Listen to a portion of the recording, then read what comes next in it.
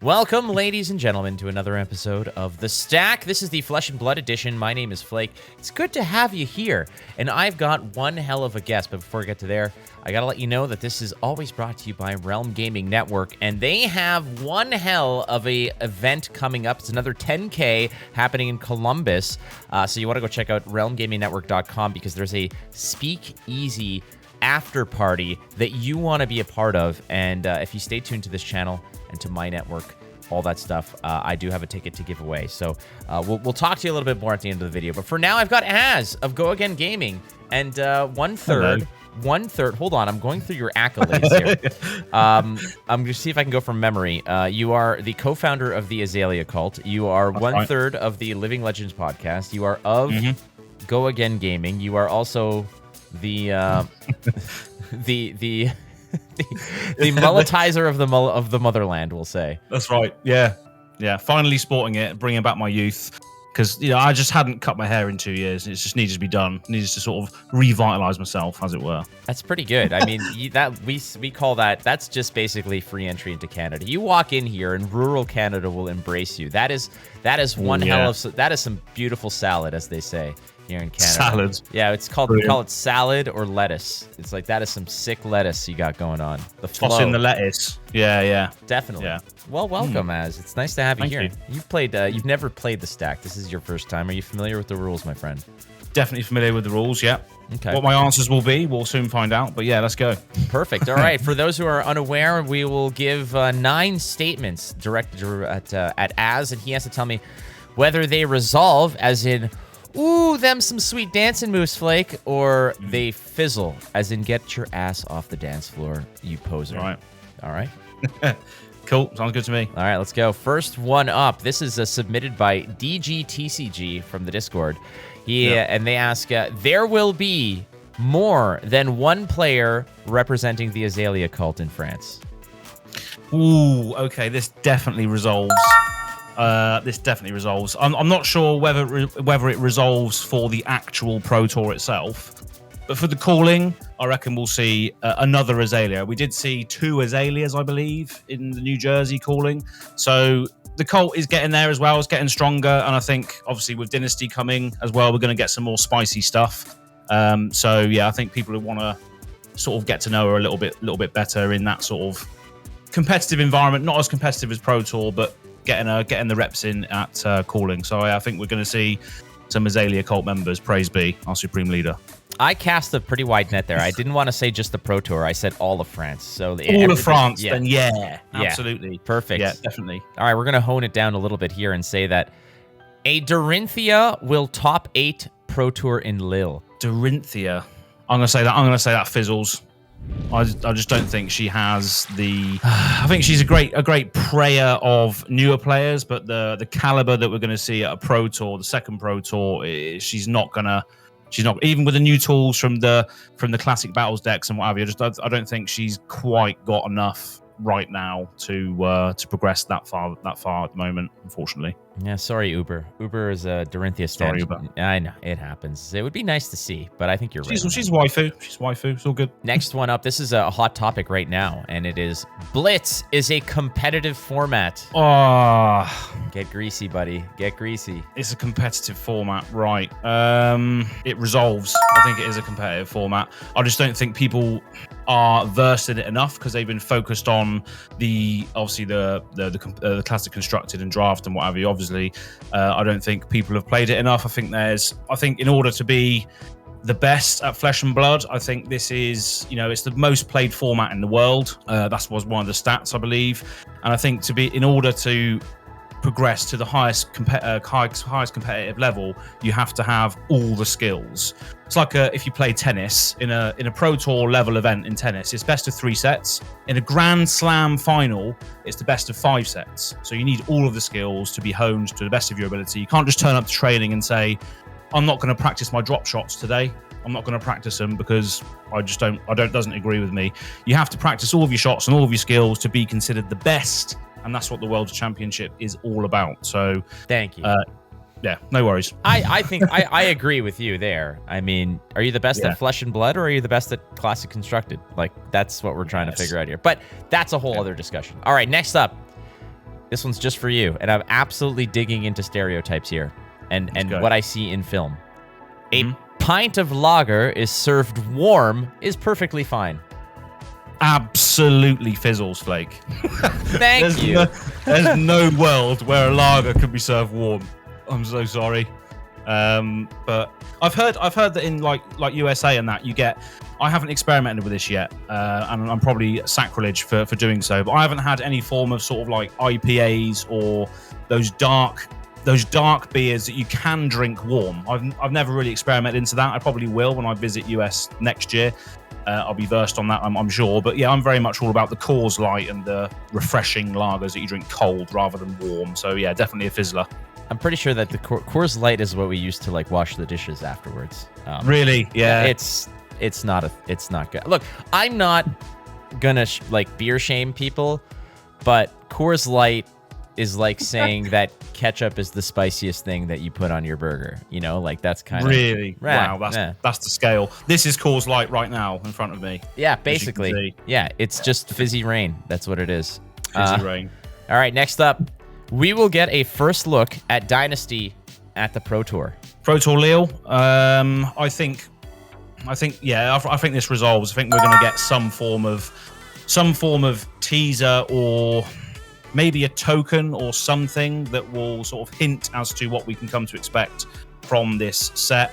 It is a supplementary set, so we're going to see probably maybe expansions, maybe gold tokens appearing for the first time, maybe something that we've seen showcased in the past but hasn't actually been expanded on yet. I think we're going to see something along those lines, but not too much in Lille, I imagine. Well, you're getting a spoiler card. This is a spoiler in itself to a degree, I guess, for those who weren't aware. But you are getting a spoiler card, and part of this is the fact that it's going to be an Azalea card. Is that true? Yeah. Chris Bewley, obviously we all know who he is. Fantastic guy, and very passionate about everything. He said that it's going to be given to the Azalea Cult part of my YouTube channel, which says to me that it's going to be either an Azalea type card that she can benefit from, maybe a specialization. Specializations were in Everfest. Are we going to see those come back? I don't know, maybe. Or is it just going to be a generically good Ranger card, which obviously synergizes with her abilities and making her more consistent? But we'll see. I'm very, very excited, as you can imagine. So yeah, looking forward to it. It's going to be a majestic rarity bow. That's what it is. Do you think? Yeah. I feel like it's going to be a weapon that can swing on its own. That's what I think it is. It's a bow. Yeah.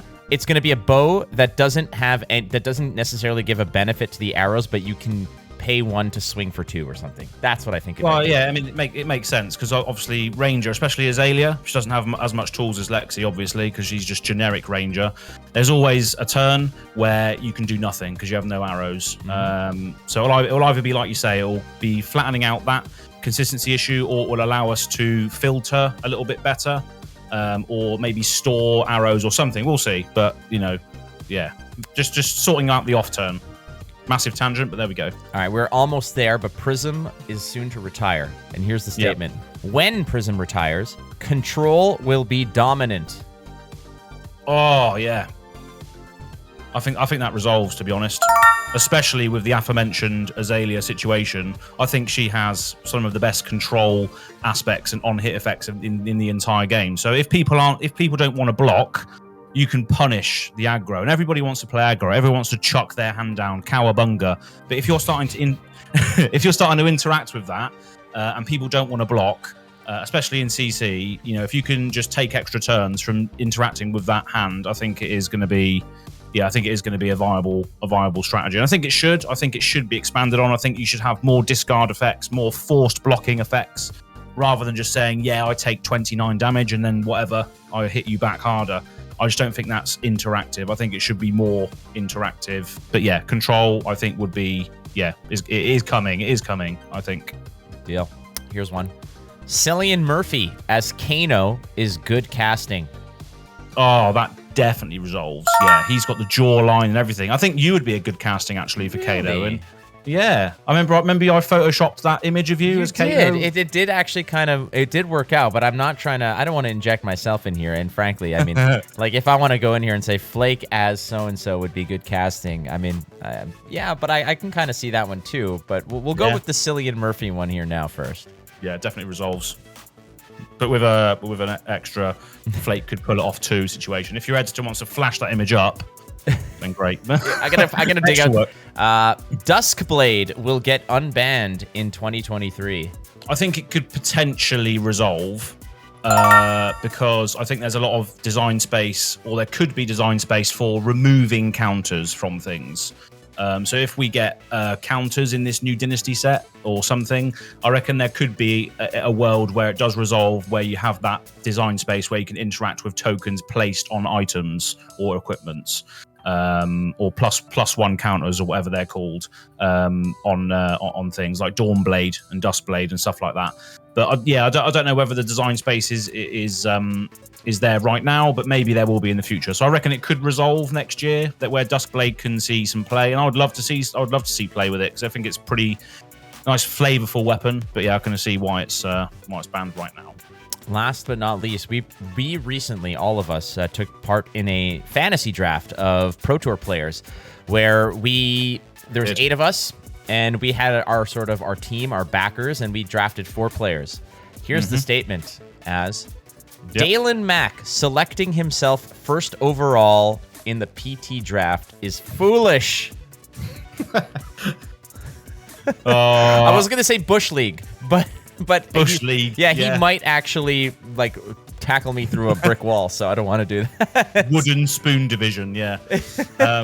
No, I think that fizzles. I think the guy's just got so much confidence, and backing himself for the absolute win here. So yeah, that definitely fizzles for me. I think the guy's gonna absolutely smash face. I in one way or another, be it at the table, or he's just gonna, or physically. Yeah, he's gonna pull the curtain back on the casting table and just absolutely right arm me and stiff arm me through. Literally, he's gonna knock me into next week, where I can come back. Army knife tackle. Yeah, definitely put me back to like this timeline, and maybe that's it. Maybe he'll tackle me into the multiverse where I do actually play Kano. And Cillian Murphy is the one who's casting the Pro Tour. That might be what might happen. See? Messing with the timelines again. It happens, dude. Well, Mr. Az, one of my favorites of all time. You're such a wonderful guest and an awesome human being. And for those who might not know who you are, where can they go ahead and stalk you? Yeah, so for stalking purposes, you can go onto Twitter at GoAgainGamingAZ. That's where you can sort of reach out to me directly. That's where I post a lot of sort of weird stuff, memes and pictures of, people that have been edited onto cards, like this Flake individual, and various other things. I had a little tweet recently which had a lot of likes and stuff, and it was basically saying, I figured out that every deck that I play is not in a good spot as long as I am playing it. so yeah, I got a bit of interaction recently. So yeah, go again gaming AZ is the Twitter social of choice, and then Go Again Gaming on YouTube. So all the links will be in the Twitter, the aforementioned Twitter, Go Again Gaming AZ. If you could look at the bio there, you'll see the link, so go and check that out if you can, please. That'd be fantastic. Beautiful. Well, thank you so much for doing the show, my friend, and as always, thank you all for listening, and don't forget, you're not losing if you're learning. We'll catch you next week on The Stack. Bye Peace. As always, this video is brought to you by Realm Gaming Network, and I want to talk to you real quick about the Fall Brawl that's occurring in Ohio, in Columbus specifically. That is going to be held by Realm Gaming Network. It's a $10K, $10,000 on the line for this tournament. Lots of side events as well, drafts, seals, all kinds of stuff, cosplay contests. But what I want to talk to you about is the after party, the Speakeasy.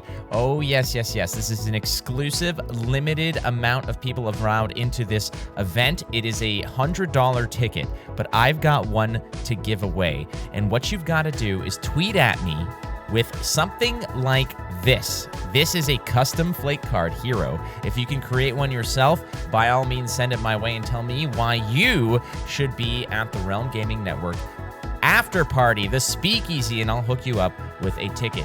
Open bar, all you can draft, awesome goodness. Check it out, realmgamingnetwork.com. The Fall Brawl, October 22nd and 23rd in Columbus, Ohio.